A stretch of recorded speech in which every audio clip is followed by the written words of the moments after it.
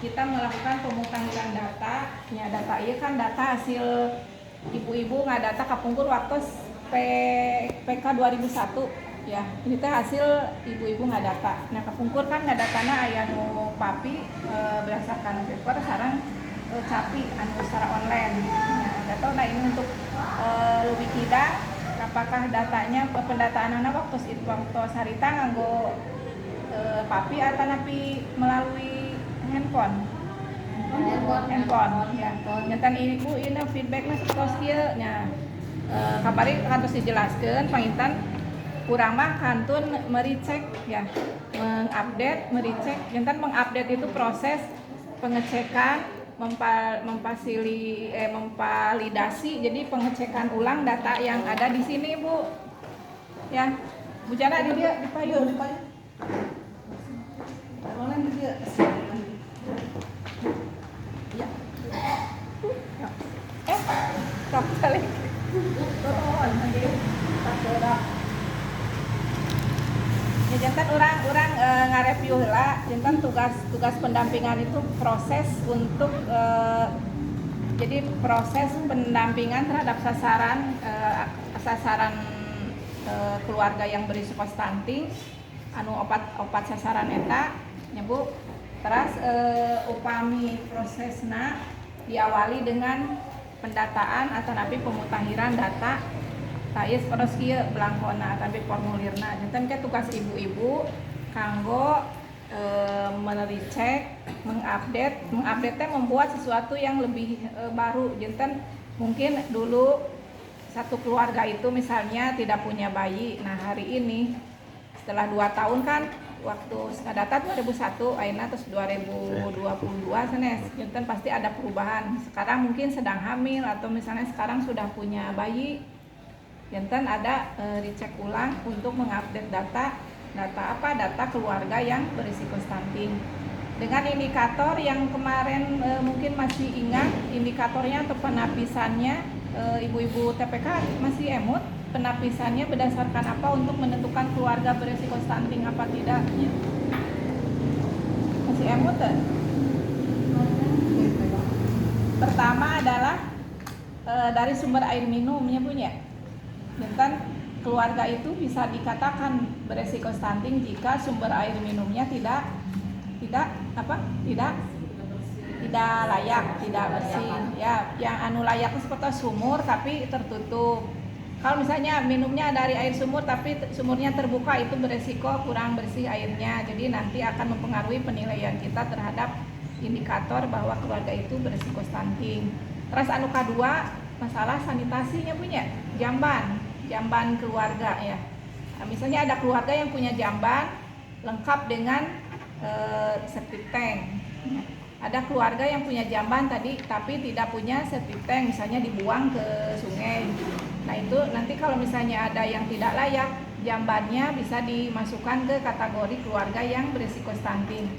Terus anu katilu, keluarga yang berisiko stunting itu adalah keluarga yang push dengan indikatornya ya 4T ya. Ibu masih emutnya anu 4T-nya. Kahiji naot? Terlalu muda, terlalu banyak, terlalu dekat, dan terlalu tua untuk punya anak. Nah, itu beresiko. Jangan upamingka ibu menemukan keluarga yang dengan 3 penapisan itu satu saja misalnya yang memenuhinya, termasuk berarti kategorinya kategori stunting ya. Meskipun misalnya keluarga itu secara ekonomi lah termasuk terbilang keluarga berada misalnya, tapi kalau ternyata septic tanknya nggak ada gitu, jadi ya mau nggak mau nanti masuknya ke keluarga yang berisiko stunting ya. Jadi kenapa sih dari sanitasi, dari sumber air minum itu ternyata berpengaruh pada kesehatannya, pada intinya akhirnya ke sana, ke kesehatan anggota-anggota keluarganya. Jadi ditakutkan kalau pas nanti misalnya mereka hamil, punya anak, karena lingkungannya yang tidak bersih, sumber air minumnya yang tidak layak, atau misalnya dia beresiko dengan pus yang pate itu, jadi ditakutkan nanti akan melahirkan anak-anak yang beresiko stunting. Jadi di sini juga nanti ibu-ibu mengadakan recheck ulang kembali data yang ada di sini. Tapi sebelumnya mungkin ibu-ibu harus mempersiapkan dulu, nanti formulir ini silahkan dilihat-lihat dulu apakah RT RW-nya sudah betul. Terus mungkin saja nanti kalau misalnya ada kakak yang belum terdaftar di sini, ada kan belangko kosong ya punya, belangko kosong. Di situ ada, nanti masukkan ke situ, masuk ke dalam keluarga yang baru atau keluarga misalnya yang mengalami pindah ya, yang pindah keluarga dengan pasangan baru, jadi nanti masuk ke belangko yang masih kosong. Aya pertarosan tuh Bu, dugi kadia aya pertarosan tuh.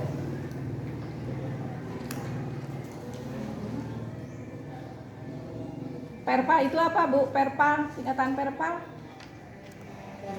Verifikasi dan validasi data.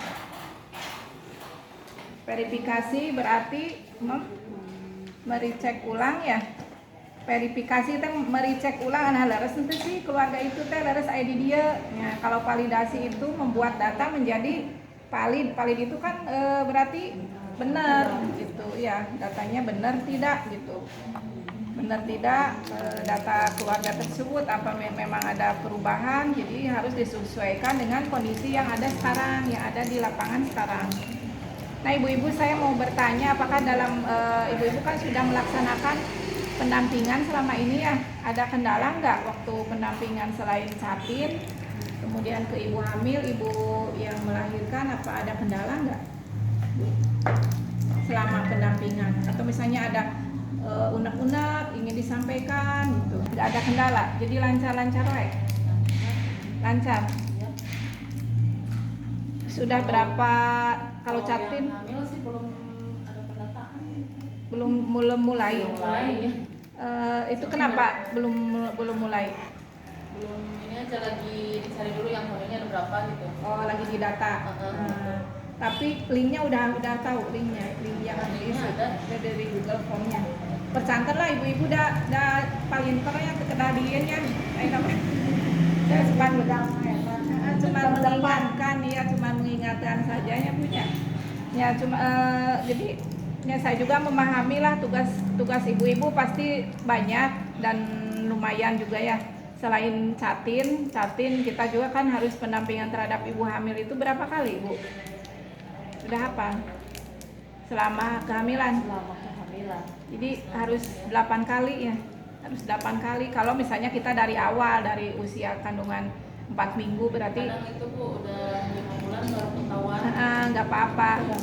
Jadi ya nanti masuknya ke pendampingan ke-1 aja meskipun usianya sudah 5 bulan, bukan berarti kita ngelihat usia. Jadi usia pas kita kunjungannya yang keberapa. Kalau emang pas usia 5 bulan tapi kunjungannya baru pertama, ya masukkan dulu ke kunjungan pertama, bukan kunjungan kelima, bukannya karena kunjungannya kan baru. Jadi banyak kunjungan kita yang keberapa waktu kita hadir. Nanti di situ kan ada data yang isinya misalnya harus diisi ini kunjungan yang berapa, kunjungan yang kedua, ketiga gitu, terus kan berlanjutnya sampai usia sampai dia mau melahirkan, kemudian dilanjut dengan pendampingan pasca salin sampai usia 42 hari Bu ya.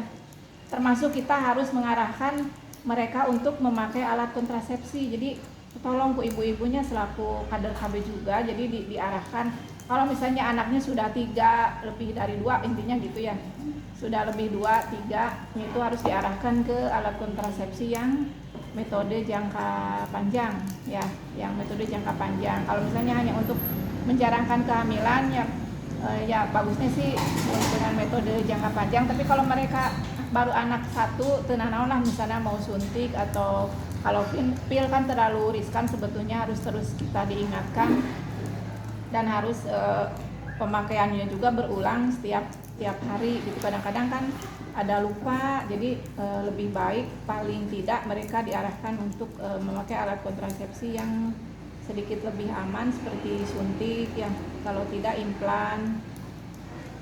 Nah itu jadi tugas kita juga seperti itu. Terus pendampingan lain ketika kita mendampingi yang baru melahirkan itu, selain masalah alat KB juga kita harus mengingatkan tentang MPASI ya, pemberian ASI kepada balita, karena itu salah satu hal yang paling pokok di dalam upaya untuk pengasuhan 1000 HPK, Ibu.